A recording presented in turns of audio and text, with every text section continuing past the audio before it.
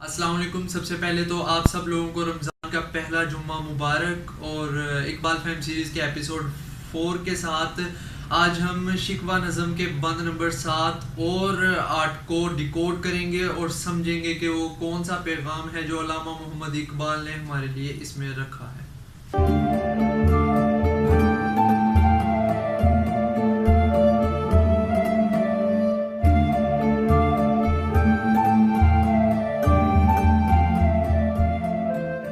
ہم جو جیتے تھے تو جنگوں کی مصیبت کے لیے اور مرتے تھے تیرے نام کی عظمت کے لیے.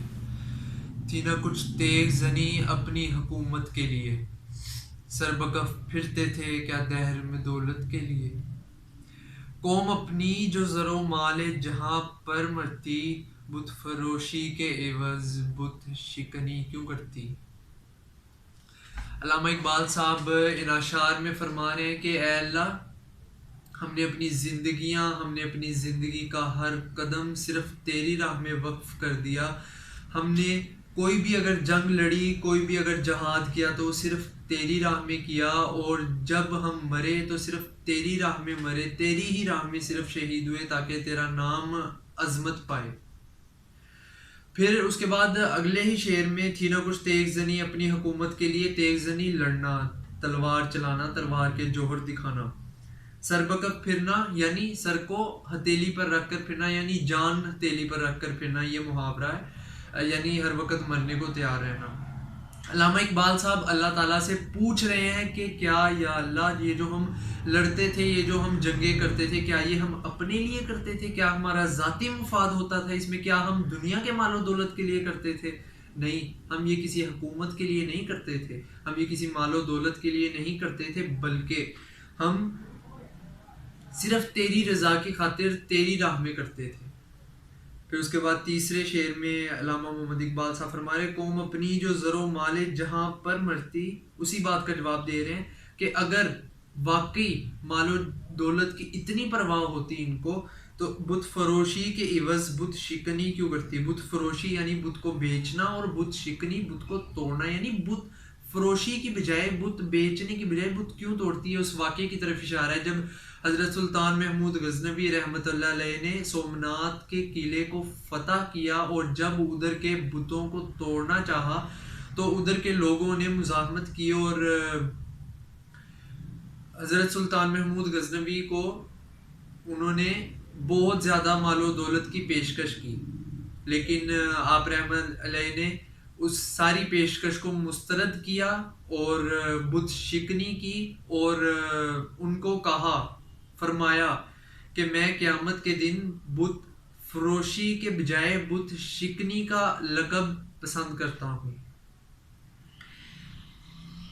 اسی طرح بند نمبر 8 میں پھر علامہ محمد اقبال صاحب کہہ رہے ہیں ٹل نہ سکتے تھے اگر جنگ میں اڑ جاتے تھے. پاؤں شیروں کے بھی میدان سے اکھڑ جاتے تھے. تجھ سے سرکش ہوا کوئی تو بگڑ جاتے تھے. تیغ کیا چیز ہے ہم توپ سے لڑ جاتے تھے. نقش توحید کا ہر دل پہ بٹھایا ہم نے. زیر خنجر بھی یہ پیغام سنایا ہم نے. سب سے پہلا جو شعر ہے اس میں کہہ رہے ہیں ٹل نہ سکتے تھے اگر جنگ میں اڑ جاتے تھے. یعنی علامہ اقبال صاحب، وہ سورۃ انفال میں ایک آیت ہے جس کا مطلب ہے، مفہوم ہے کہ اللہ تعالیٰ فرما رہے ہیں کہ اے ایمان والو، جب تم کفار سے میدان جنگ میں لڑو، مقابلہ کرو تو اپنی پیٹھ نہ دکھایا کرو سوائے اگر کوئی حکمت عملی ہو. تو علامہ اقبال صاحب فرما رہے ہیں کہ ہم مسلمانوں نے تیرے اس احکام کو بجا لائے. ہم کبھی میدان سے واپس نہیں بھاگے. ہم نے ہمیشہ جب میدان میں گئے تو غازی بنے یا شہید ہوئے، لیکن ہم نے کبھی ان کو اپنی پیٹھ نہ دکھائی. بڑے بڑے جو سورما اپنے آپ کو سمجھتے تھے اس وقت کی بڑی بڑی پاور، سپر پاورز، آپ جانتے ہیں کہ مسلمانوں نے سب کے ساتھ مقابلہ کیا، اور جو بڑے بڑے سورما اپنے آپ کو سمجھتے تھے سب کو ہی بھاگنے پر مجبور کر دیا. حضرت خالد بن ولید ایسے لیڈر، ایسے سپہ سالار تھے جو انڈیفیٹیبل، جو آج تک کوئی بھی جنگ نہیں ہارے تھے. حضرت خالد بن ولید کو سیف اللہ کا لقب ملا، یعنی اللہ کی تلوار، اور ان کے بارے میں مشہور ہے کہ وہ دشمن کی صفوں میں گھس جایا کرتے تھے اور تب لوٹتے تھے جب وہ غازی ہوتے تھے.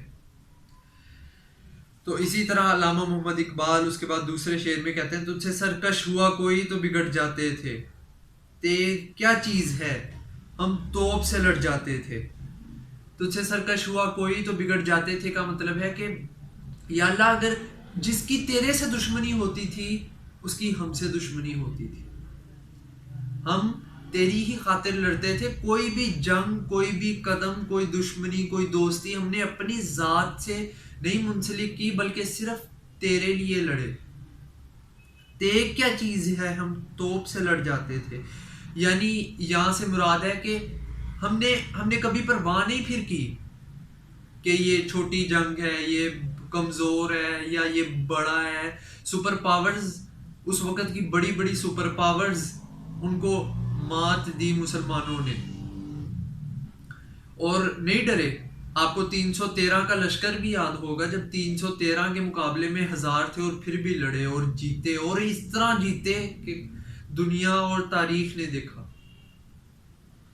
پھر اس کے بعد تیسرے شعر میں کہتے ہیں نقش توحید کا ہر دل پہ بٹھایا ہم نے، زیر خنجر بھی یہ پیغام سنایا ہم نے. پھر اس کے بعد کہتے ہیں کہ ہر دل پہ، ہر دنیا کے کونے کونے میں جو تیرا نام پہنچایا، تیرا کلام، تیرا پیغام پہنچایا، وہ ہم نے پہنچایا، ہم مسلمانوں نے پہنچایا. زیر خنجر بھی یہ پیغام سنایا ہم نے، بڑی بڑی دشمنیاں بھی لے کے ہم نے صرف یہی پیغام سنایا اور اپنے پیغام اپنی زبان سے موڑے نہیں. جتنی بڑی بھی دشمنی، جتنے مرضی ظلم ہم پر ڈھائے گئے لیکن ہم نے یہ پیغام پھر بھی سنایا. تو اسی کے ساتھ میں اجازت چاہوں گا. السلام علیکم.